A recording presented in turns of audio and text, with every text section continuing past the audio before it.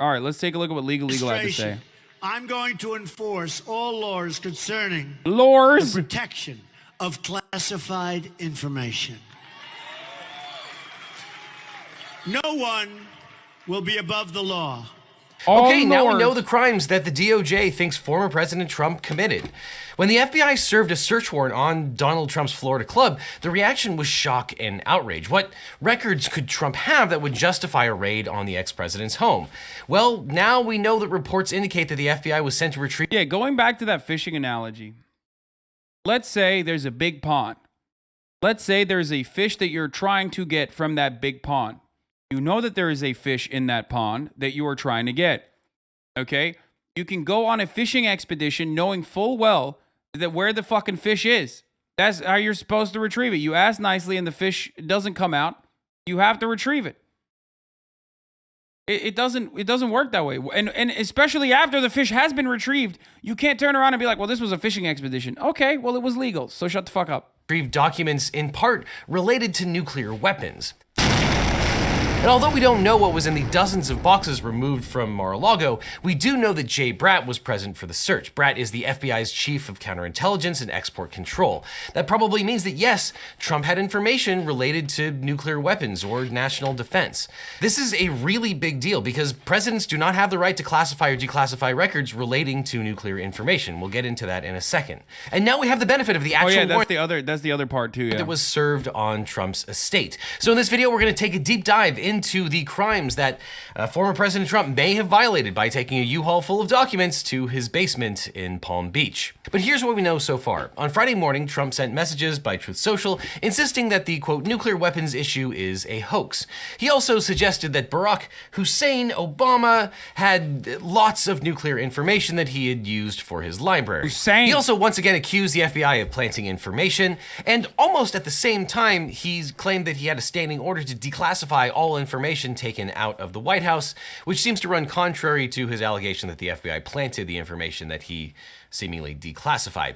It has been alleged that Mar-a-Lago does have security cameras, so there is a possibility that the search might have been recorded.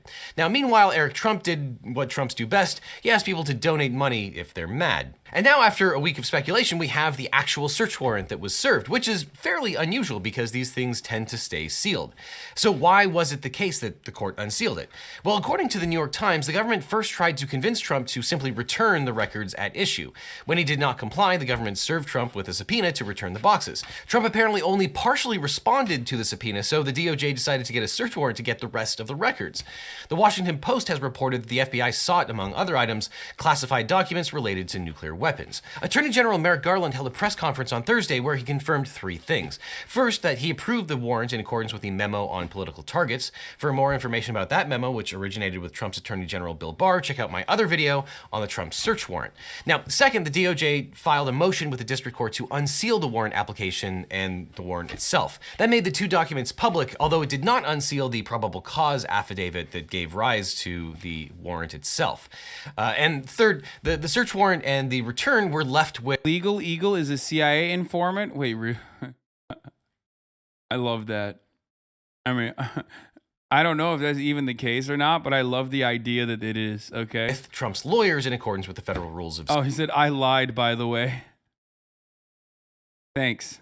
Civil procedure. So now we can examine the unsealed warrant itself. According to the search warrant, the property to be seized included, quote, all physical documents and records constituting evidence, contraband, fruits of crime, or other items illegally possessed in violation of 18 U.S.C. sections 793, 2071, or 1519. So this means that Trump is being investigated under the following statutes. 18 U.S.C. 2071, which prohibits the concealment, removal, or mutilation of information. 18 U.S.C. 793, which prohibits gathering, transmitting, or losing defense information, and 18 U.S.C. 1519, which outlaws the destruction, alteration, or falsification of records in federal investigations. Trump's lawyers have argued that Trump had a right to declassify all of these records and that he did so before he left office. However, none of the three statutes require that the information be classified in order for it to be a crime, and we'll talk about that wrinkle in a second. Trump's lawyer, Christina Bobb, signed the receipt listing the property that was removed from Mar-a-Lago. The FBI took about 20 boxes of records, photographs, binders, and handwritten notes.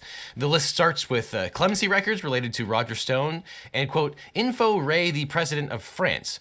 They removed 11 sets of classified documents. Some of these were marked top secret and were only allowed to be stored in special government facilities. It also says agents collected 4 sets of top secret documents, 3 sets of secret documents, and 3 sets of confidential documents, allowing the FBI to win their game of federal gin rummy. Now, the list of documents includes records marked various classified TS/SCI documents, and this abbreviation refers to top secret and sensitive compartmented information. Now, sensitive compartmented information is information about certain intelligence sources and methods, and can include information pertaining to sensitive collection systems, analytical processing, and targeting, or things that are derived from it. Now, a person can only have access to SCI if they have a top secret security clearance, and if they have a need to know designation.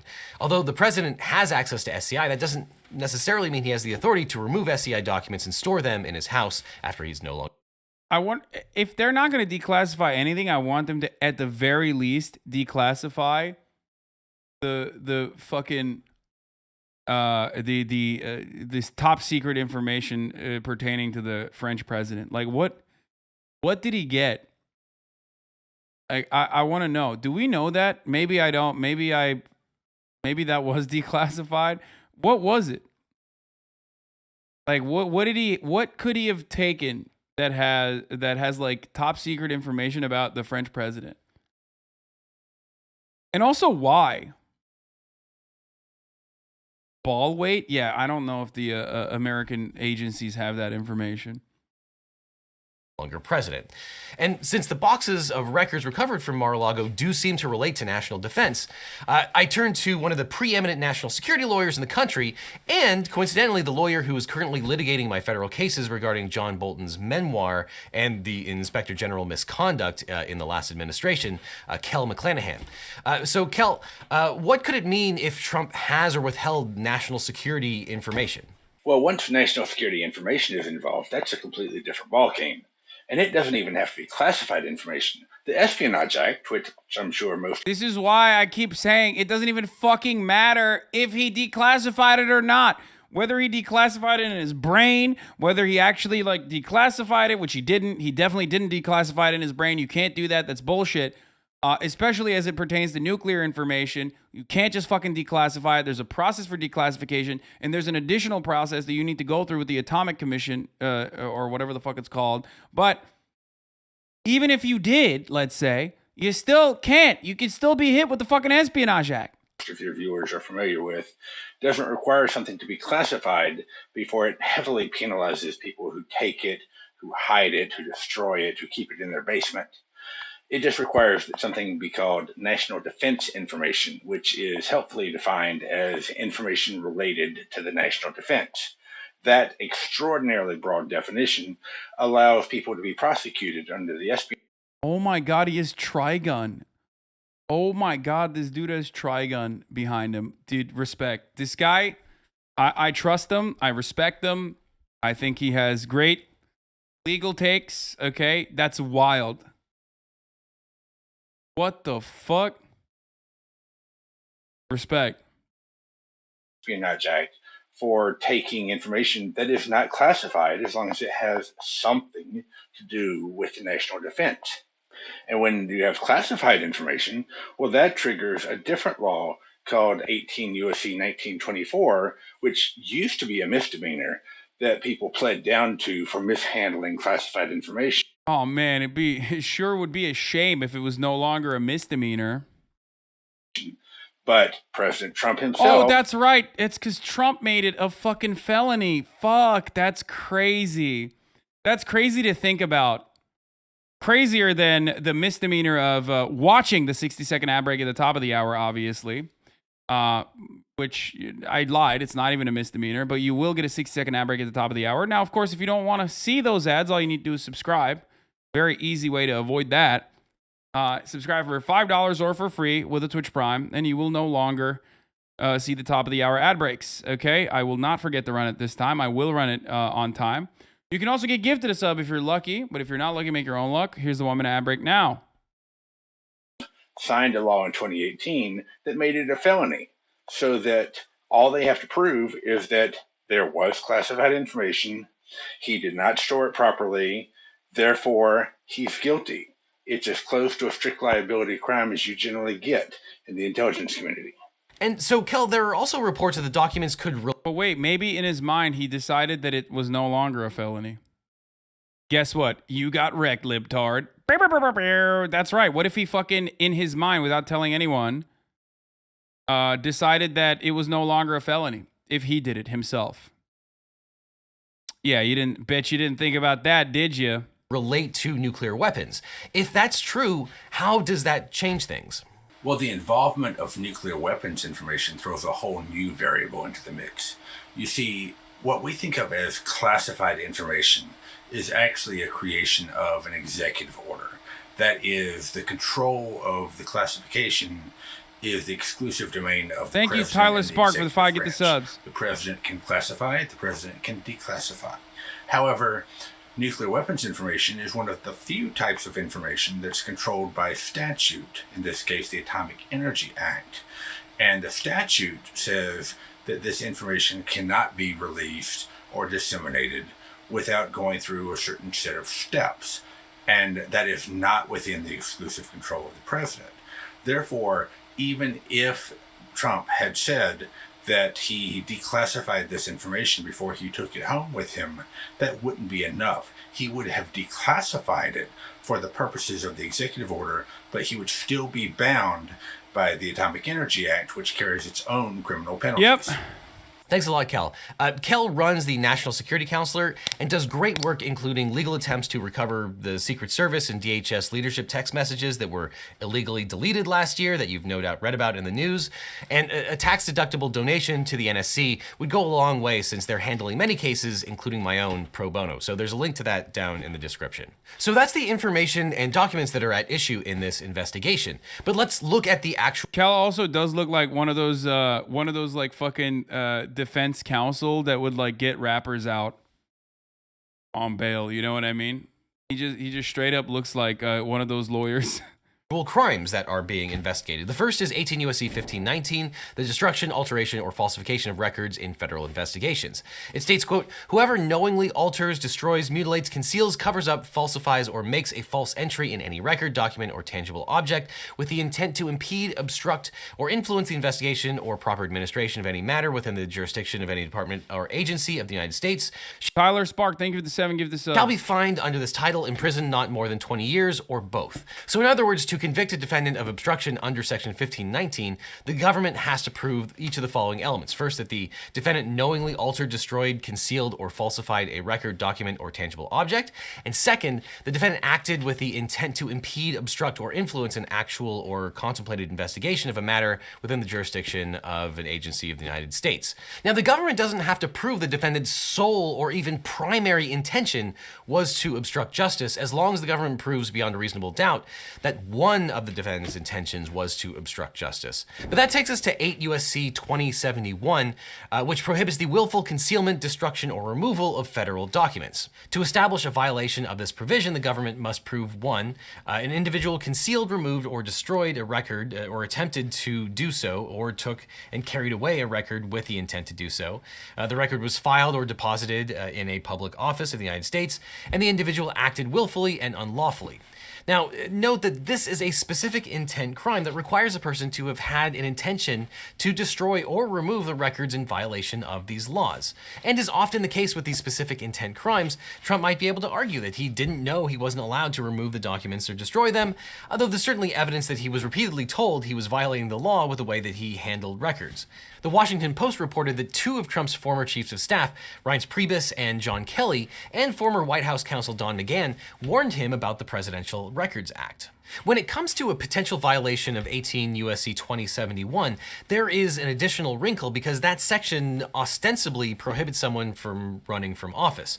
Now, I take a deep dive into that language, the case law, and the potential repercussions for former President Trump in a video that's exclusive to Nebula that I'll talk about in a little while.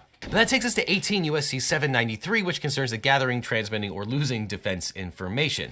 Section 793 is known as the Espionage Act, which covers the unlawful retention of defense-related information, which could harm the United States or an ally. Now, the Espionage Act is a bit of a misnomer. It's not really, or most of it is not about espionage. It's really about state secrets. Now, Section 793D makes it a crime for anyone, quote, lawfully having possession of, access to, control over, or being entrusted with any of a range of tangible items or information relating to the national defense, which information the possessor has reason to believe could be used to the injury of the United States or to the advantage of any foreign nation, willfully communicates, delivers, transmits, or causes or attempts the same to any person not entitled to receive it, or willfully retains the same and fails to deliver it on demand to the officer or employee of the United States entitled to receive it. In other words, it's a crime to leak national security information. Section 793F makes it a crime for government officials who have lawful possession of such materials to remove them or disclose them to third parties who are unauthorized to receive them. To be guilty of this offense, the person has to have disclosed the information due to their own gross negligence or because of their failure to report the information lost or stolen. But the Espionage Act is not limited to just those people who wrongfully disclose national defense information. Section 793E also says it applies to anyone who knowingly disseminates, distributes, or even retains national defense information without immediately returning the material to the government officer authorized to possess it.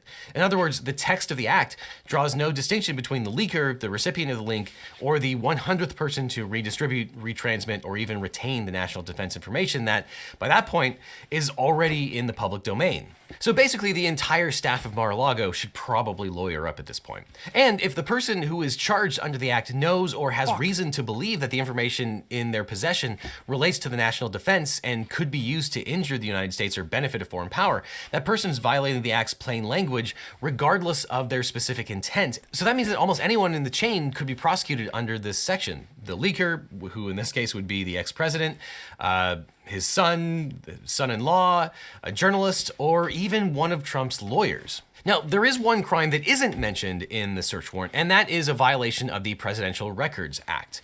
And there's a very good reason for why the PRA is not mentioned in the search warrant. So let's talk about a president and former president's responsibility under the PRA. Section 2203 of the Act gives the president the responsibility of identifying, preserving records during the administration and requires the president to take all such steps as may be necessary to preserve presidential records.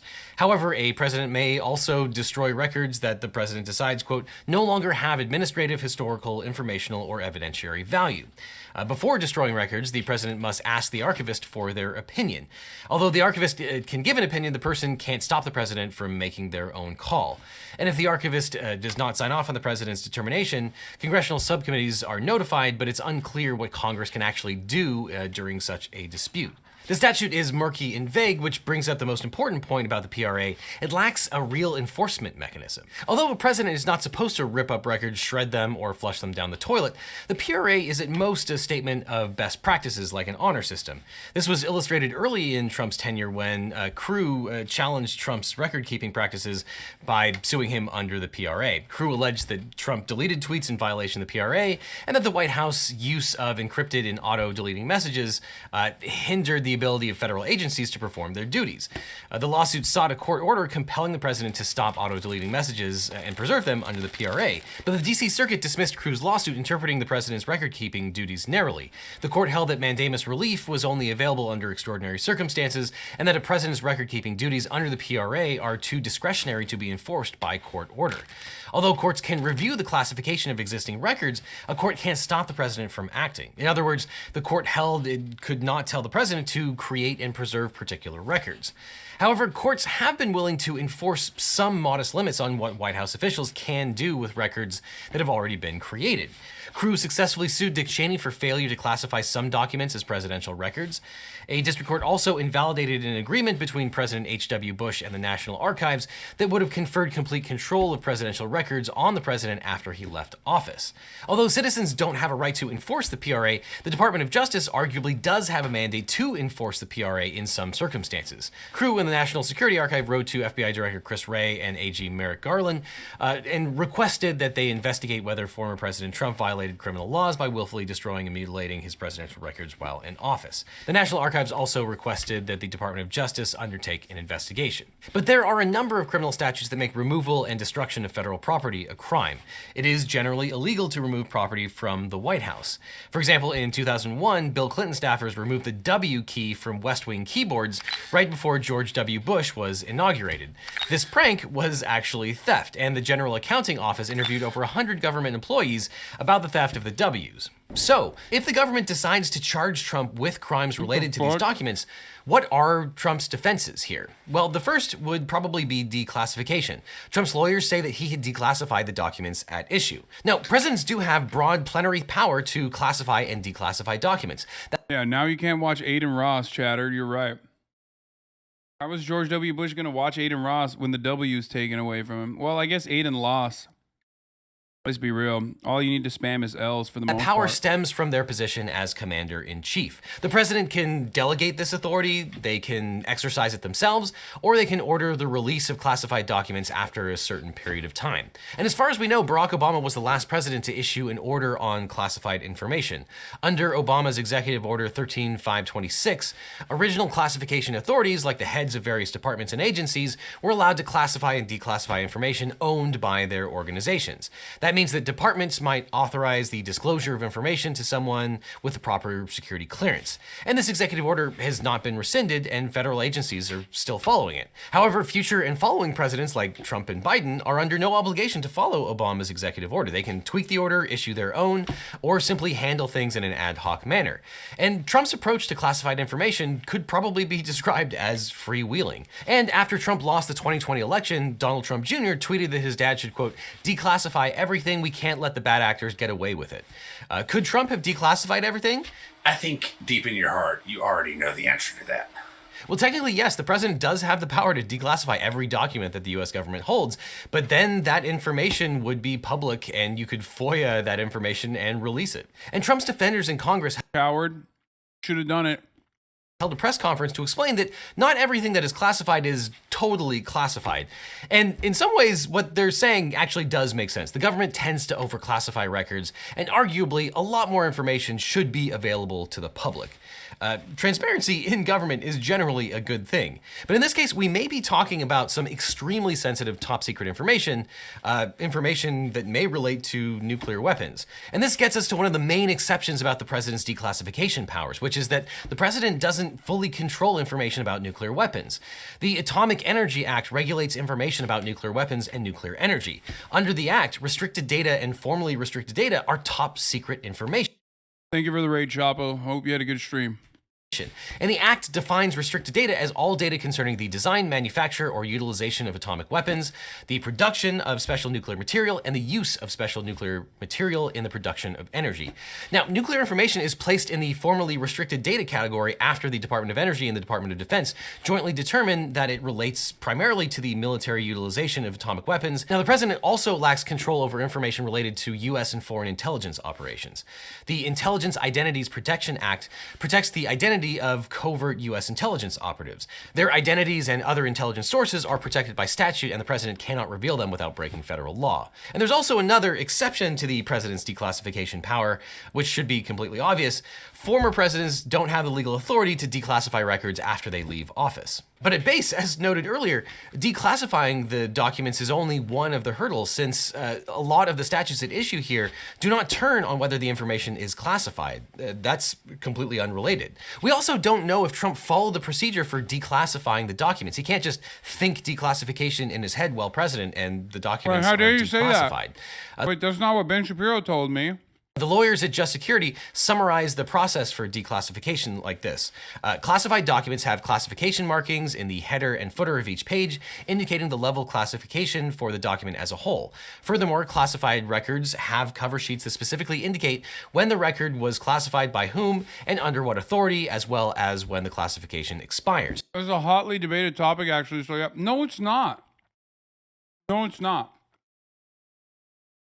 No. That's literally not.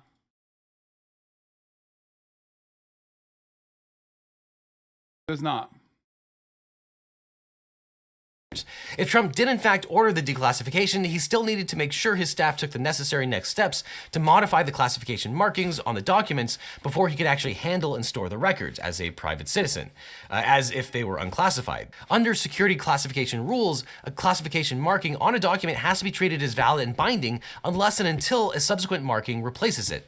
Appropriate government staffers would have needed to cross out the classification markings in the headers and footers and stamped declassified on the record, noting when it was declassified, by whom, and under what authority. Since that does not appear to have been done with the classified documents reportedly identified to date, the documents remain classified and had to be treated as classified for handling and storage purposes. It's probably worth noting that ignorance is not going to be a defense here, because reportedly the FBI and DOJ met with Trump several times, issued a subpoena, and not all of the documents were given back. And even the fact that some of the documents were given back initially shows that they know how to handle classified documents and agreed that some of these documents needed to be returned to the government. That being said, Trump might have a First Amendment defense. The Supreme Court does recognize that in some cases the public's interest in receiving information can outweigh the government's interest in keeping it secret. However, when evaluating First Amendment concerns, the court gives more leeway to reporters who lawfully obtain government documents than they do to government officials. And when you're talking about classified and defense information or information related to nuclear documents, security interests are probably going to outweigh those First Amendment concerns. So will this be the thing that brings down the No. While the federal government and our courts are notoriously awful and draconian when it comes to whistleblowers and their treatment, as it pertains to matters of national security, which can be anything and everything, the reality is that when we're talking about someone like Donald Trump, those very same courts will most likely defend him. Let's be real, okay?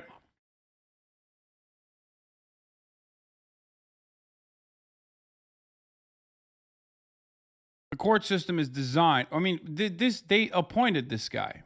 So, I mean, they appointed half the fucking lawyers or half the judges, and the justices. So, former president? It's hard to say.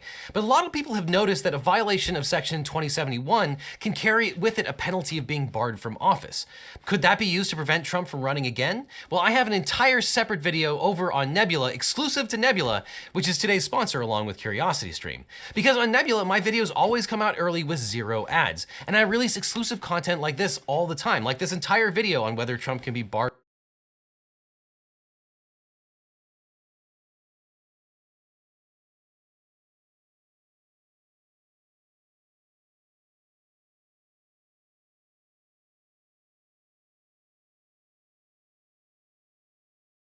okay, that was a good video overall.